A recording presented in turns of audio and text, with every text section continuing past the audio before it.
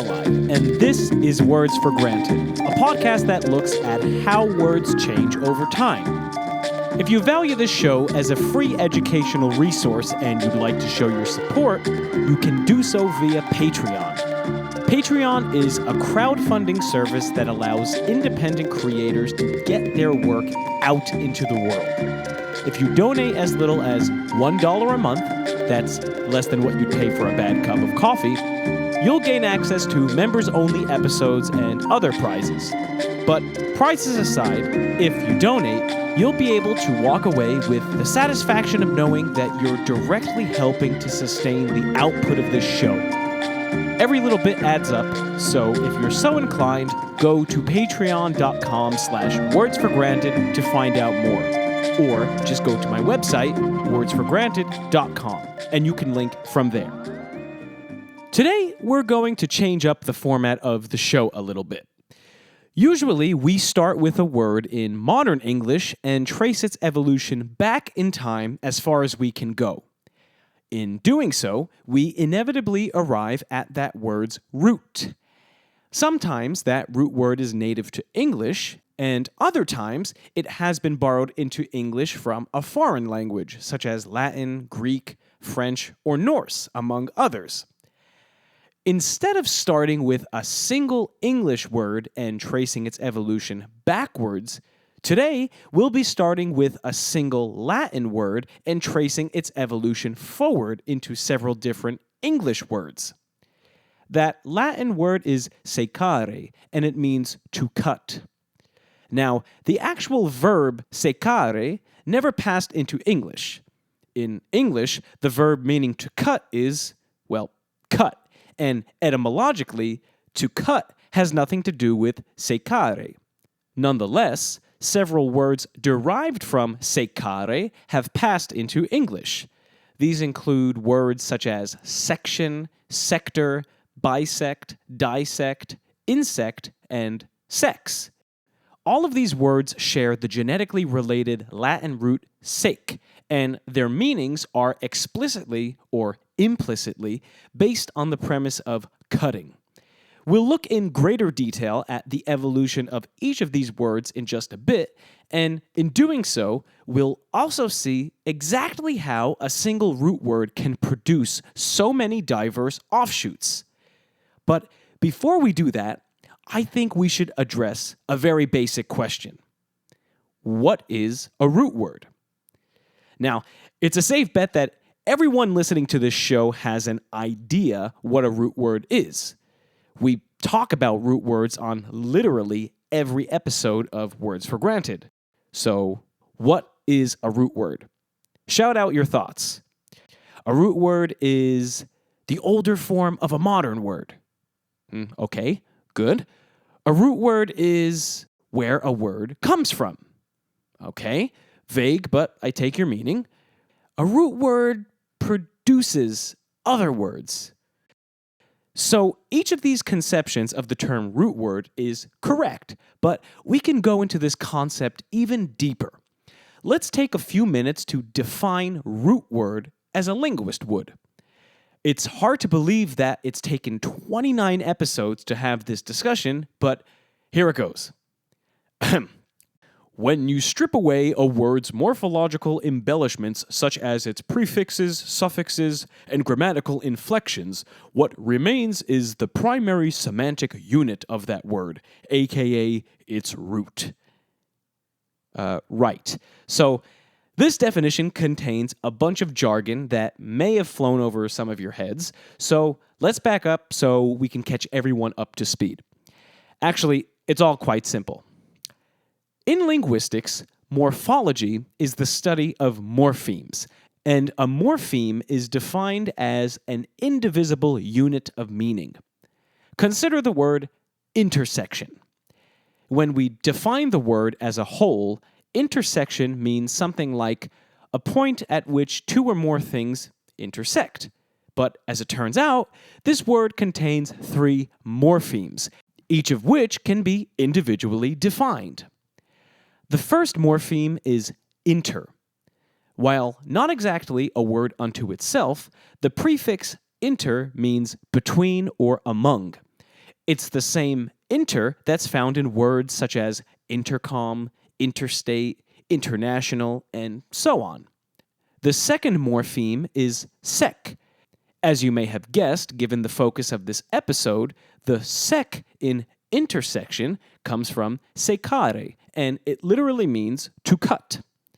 Like inter, the shun or tion suffix isn't a word unto itself, but English speakers unconsciously recognize it as a word-forming element of nouns.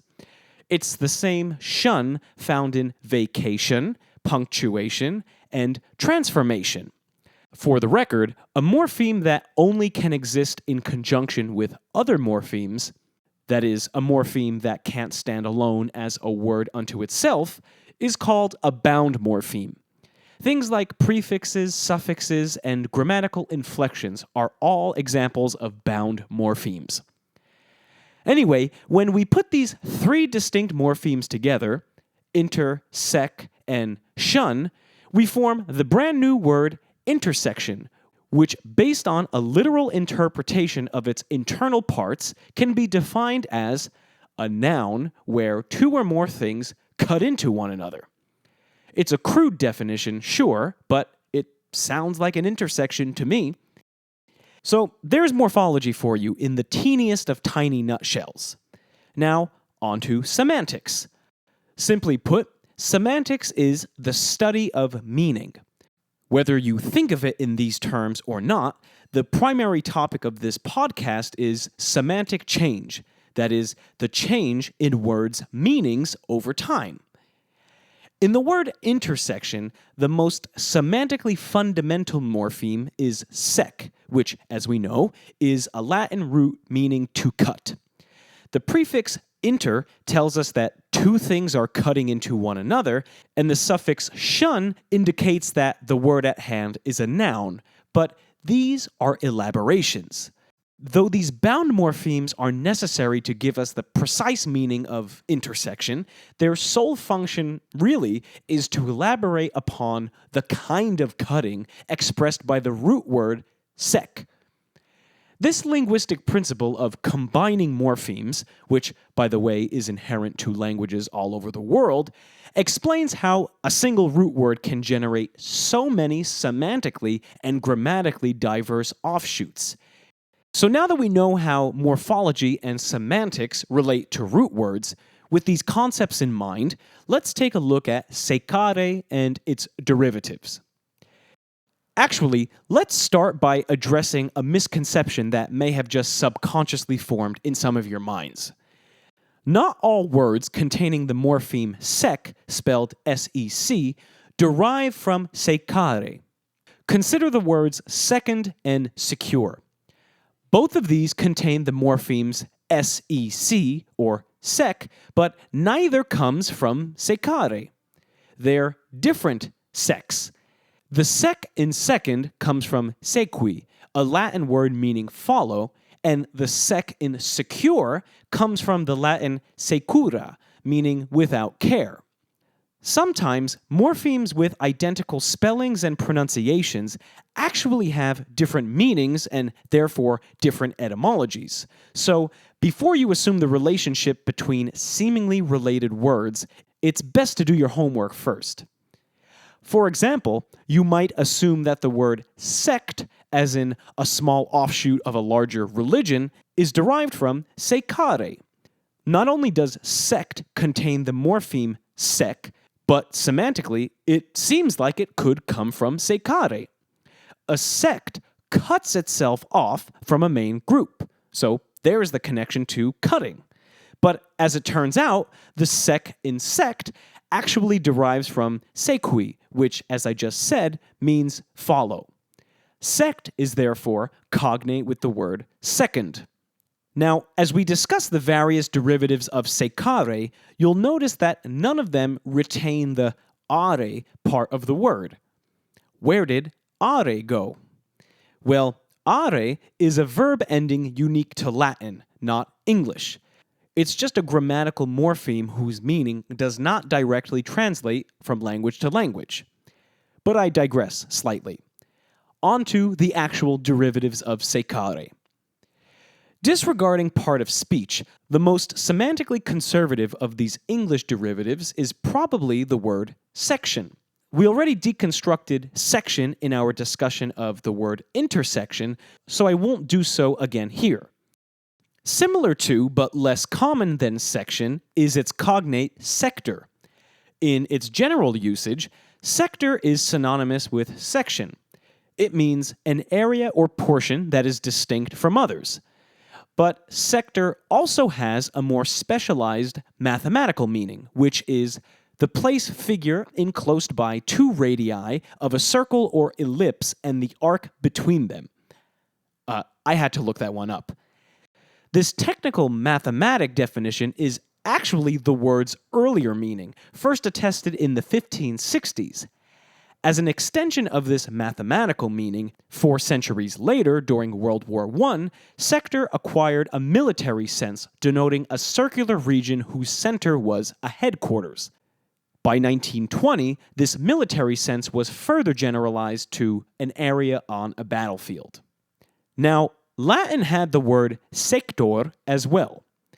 By the late Latin period, it had acquired the mathematical sense that passed into English, but during the classical Latin period, the earlier period, it had a notably different meaning. It referred to a person who cuts, or a cutter. If you know a thing or two about Latin, this shouldn't surprise you. The Latin suffix or, and by extension tor, is used to create nouns of agency, or in other words, nouns describing people who perform actions denoted by a given root word. For example, the Latin word gladius means sword, and it's the root of the Latin word gladiator, which of course is the root of the English word gladiator. You may be wondering how sector, a word that originally meant cutter, was applied to math. Well, in the first Latin translations of the Greek mathematician Archimedes, the Greek word tomeos was translated as sector. Tomeos comes from the Greek root word tomos, meaning a slice or a piece. The Greek word tomos is also the root of the English word entomology, which means the study of insects. So why the heck am I telling you that? Well, if you recall, I mentioned that the sec in insect is cognate with secare. What do insects have to do with cutting, and why do both the Latin and Greek etymologies of insect and entomology, respectively, make this connection? Well, the Greek word for insect is entomon, which literally means that which is cut into pieces. The reason for this etymology is because insects have bodies that are segmented, or cut into pieces.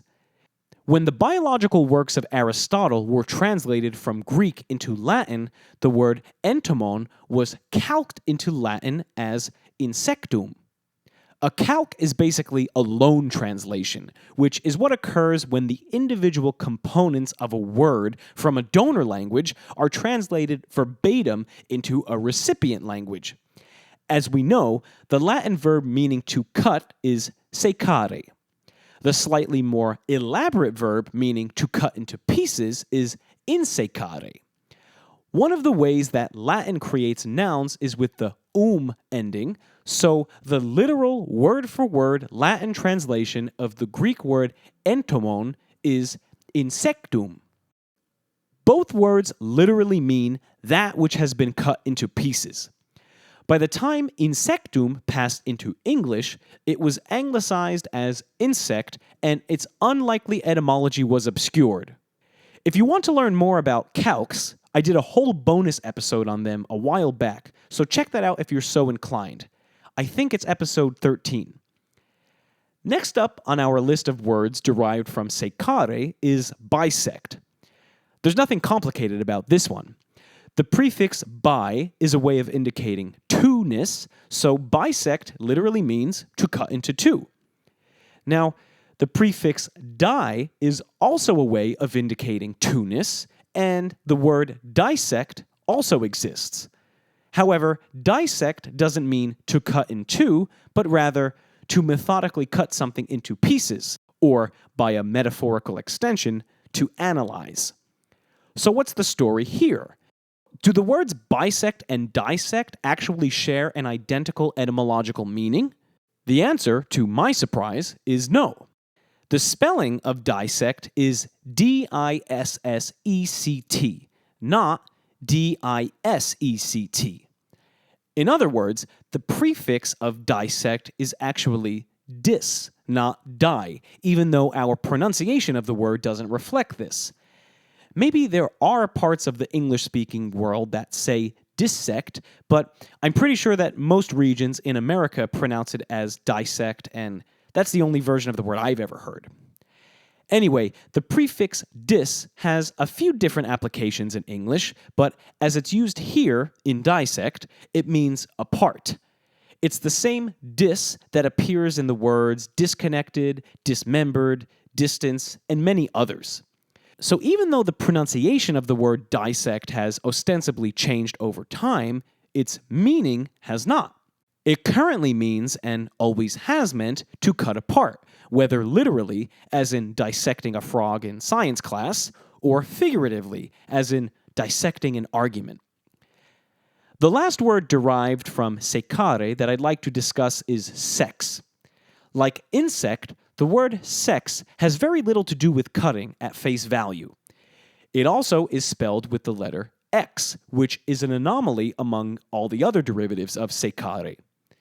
Etymologists are not 100% certain that sex derives from secare, but it's currently the leading theory, so let me present you with the evidence.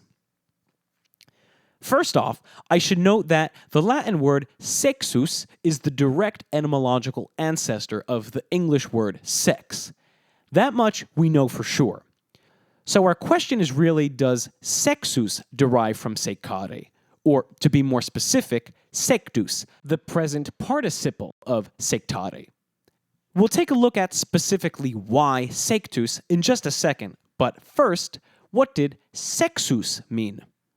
Indeed, sexus meant sex, but it primarily referred to the male-female gender dichotomy, or the sexual organs. The potential connection of sexus to secare via sectus is that the gender dichotomy cuts all living things into two major categories. But how does this account for the very conspicuous X that dates all the way back to the Latin spelling of the word sexus? Well, in some Latin words, there is a noticeable consonant shift from the kt sound to the ks sound, and this ks sound was represented in writing by the letter X. This sound change usually occurred as a result of different grammatical endings. For example, the Latin noun flexus, ancestor of English words such as flex and inflection, comes from the Latin verb flectere, meaning to bend. Note that the kt sound in flectere becomes the ks sound in flexus. If sexus does in fact derive from secare via the participle sectus, this would in fact account for the sound shift represented by the letter X. Given the curious absence of a direct etymological ancestor of the word sexus, I find this etymology quite plausible. Okay, I think here is a good place to wrap things up. Even if you've never opened up a Latin textbook in your life, I hope you found this overview of secare and its derivatives interesting. Secare aside, my greater hope is that you walk away from this episode today with a better understanding of what root words actually are and how they can generate so many diverse derivatives. Now, it's spiel time. Don't forget to follow the show on Facebook and Twitter. My Twitter handle is @WordsForGranted, and I'm on Facebook as Words for Granted. If you want to reach me directly, my email is wordsforgranted@gmail.com. If you love the show, please spread the word, and as always, I ask you to rate the show and leave a review on iTunes. Those iTunes ratings and reviews are so important to us podcasters because they actually help new people find out about the show. All right, I'll see you guys next time here at Words for Granted. We'll be starting a new not-so-mini series, and it's going to be a lot of fun. I can't wait.